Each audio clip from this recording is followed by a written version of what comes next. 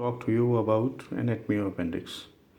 Before we switch on to anatomy of appendix, let me tell you that abdomen is separated from the thoracic cavity. The abdominal cavity is separated from the thoracic cavity by a diaphragm. Here you see the diaphragm separates the abdominal cavity from the thoracic cavity. The abdomen is divided into 9 regions and 4 quadrants. 4 quadrants means there is a one vertical line and one horizontal line at the level of umbilicus. So there are 4 quadrants but 9 regions. So abdomen is divided into 9 regions by 2 horizontal lines and 2 vertical lines which you see. The upper horizontal line is called transpyloric line and the lower horizontal line is called transtubercle line. And these 2 vertical lines, they start from mid-clavicular point to the mid-inguinal point on each side. So therefore you see that we have 9 regions here. The number 1 which you see here is called right hypochondrium.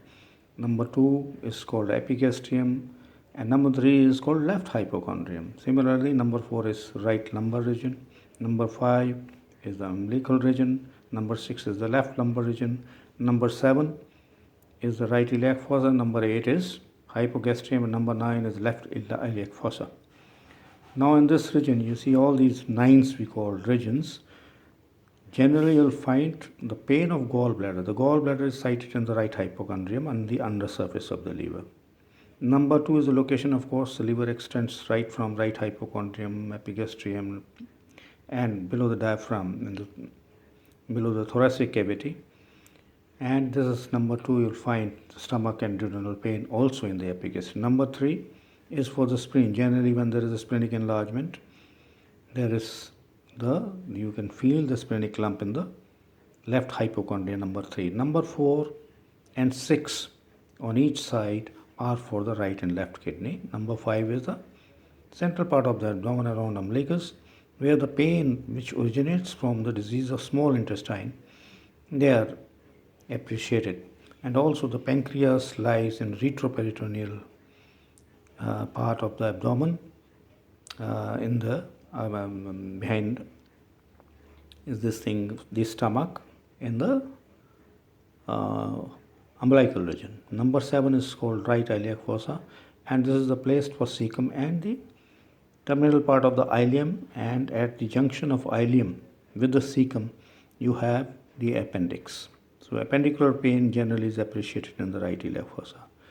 And number 8 is the hypogastrium, where you have urinary bladder, and in females it is the site of the uterus. So any pain which arises from the pathology, say there is a vesical calculus or acute pain because of acute retention of the urine, that will be appreciated in the number 8, and there will be fullness of the bladder.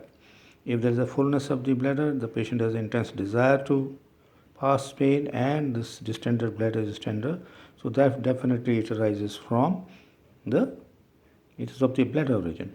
Similarly, number 9 is the left iliac fossa, which notifies the lower part of the left-sided large gut or colon, like sigmoid or lower part of the descending colon. Now here you see there is a very important point in appendix that is called, here it is denoted by the letter A, that is McBurneys point. McBurneys point, here is the McBurneys point.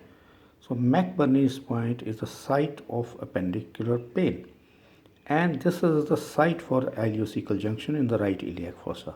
We draw a line from anterior superior iliac spine to the umbilicus, and you divide into 3 parts: the outer 1/3 and the middle third and inner third. So at the junction of outer 1/3 and middle 2/3 on this line, this is called umbilicospinal line, you find the location of appendix, and this is called McBurneys point. And this is the site of incision also when we want to expose appendix for surgery. This is the McBurneys point. McBurneys point is a site for exposure of the appendix. Now this is another diagram which shows the diaphragm which separates the thoracic cavity and the abdominal cavity. On the right side you find this liver, right lobe, the left lobe, and under the undersurface of the liver you find the gallbladder. The two kidneys, the right one is a little lower than the left side because of the liver on the right side. So it is a diagrammatic representation, not exact, conforming exactly to the anatomy. But you see here, right and left kidney, they are lying in the right lumbar region, the left lumbar region. The right kidney is always lower than the left kidney because of the position of the liver on the right side. And there are two ureters which open into the urinary bladder. So now let us study, let us find out and ascertain and get to know the anatomy of appendix. Appendix is a tubular structure.